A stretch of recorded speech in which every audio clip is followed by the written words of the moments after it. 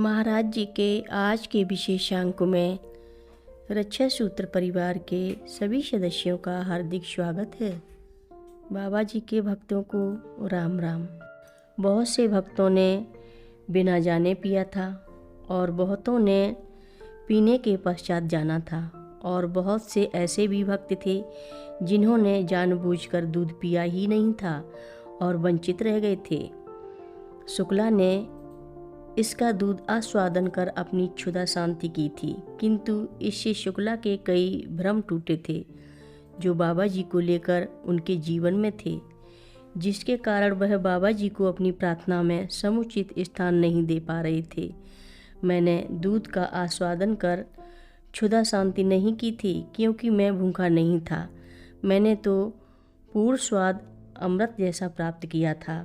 मैदान के शहरों लखनऊ, कानपुर, अन्य नगरों के भक्तों के बीच समय व्यतीत करने के पश्चात और आगे की यात्राओं की आवश्यक तैयारी कर शुक्ला बाबा जी के साथ अपनी प्रथम दीर्घ यात्रा में हनुमान घर नैनीताल गए और तदुपरांत अन्य स्थानों पर गए। हनुमान घर मंदिर के पूर्ण होने पर नैनीताल के भक्तों के लिए पहला महत्वपूर्ण केंद्र बन गया था। यह ठीक उसी प्रकार था जैसे व्यापारियों के लिए पर्वतीय क्षेत्रों में व्यापार करने के लिए यह एक केंद्र स्थान था। ठीक उसी प्रकार बाबा जी के भक्तों के लिए जो दूर से आते थे सत्संग करने के लिए यह एक केंद्र स्थान बन गया था। यहाँ आकर वे अपने अनुभवों और संस्मरणों का आदान प्रदान करते थे। शुक्ला स्वयं भी इस प्रकार की बैठकों में दीक्षित हुए थे और विनम्र शीलवान स्वभाव के कारण बाबा जी भक्तों के मध्य लोकप्रिय हो गए थे। बाबा जी में असीम आस्था, सर्वसुलभता और सभी के साथ सामंजस्य और मेल मिलाप की प्रकृति के कारण शुक्ला जी को जो मूल्यवान और वैविध्यपूर्ण अनुभव प्राप्त हुए थे वह दूसरों को प्राप्त नहीं थे। हमें उनसे बहुत अधिक लाभ प्राप्त हुए जो किसी अन्य से नहीं प्राप्त हो सकते थे। साथ साथ यात्रा करते हुए बाबा जी ने शुक्ला की धार्मिक प्रवृत्तियों के विकास के लिए उन्हें बहुत प्रोत्साहन दिया था। शुक्ला जी के लिए बाबा जी के साथ यात्रा में सर्वाधिक महत्वपूर्ण बात थी।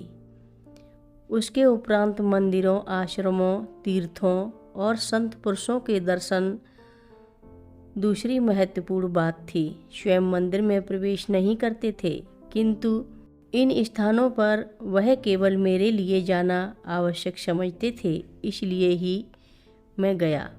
यही बात तीर्थ स्थलों पर स्नान करने के संबंध में भी है। वह स्वयं स्नान नहीं करते थे, किंतु मुझे स्नान करने के लिए बाध्य करते थे।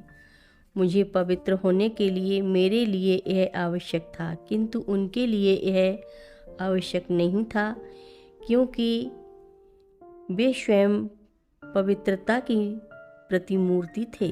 कई नासमझ लोग बाबा जी पर यह आरोप लगाते थे कि साधु के जीवन के लिए निर्धारित मानदंडों का पालन वह नहीं करते थे। एक बार किसी ने उनसे ऐसा ही कहा और समझता था कि बाबा जी उसका कुछ प्रत्युत्तर देंगे, किंतु वह निराश रहा। बाबा जी ने कोई उत्तर नहीं दिया। बाबा जी ने कहा, उसने ठीक ही कहा, मैं साधु नहीं हूँ और न मैं यह जानता हूँ कि संत कौन है, किंतु इससे क्या होता है।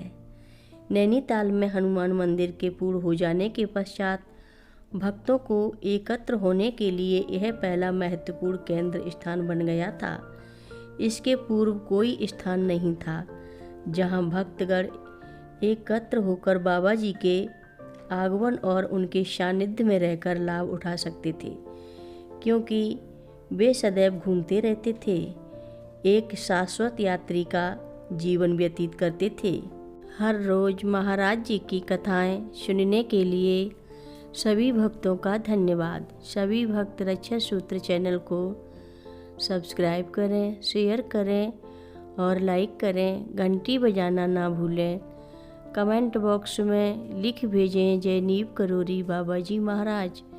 सभी भक्त मिलकर बोलो, नीव करोरी बाबा जी महाराज की जय जय बोलो, सिद्धि माता की जय जय बोलो, जय श्री राम बोलो।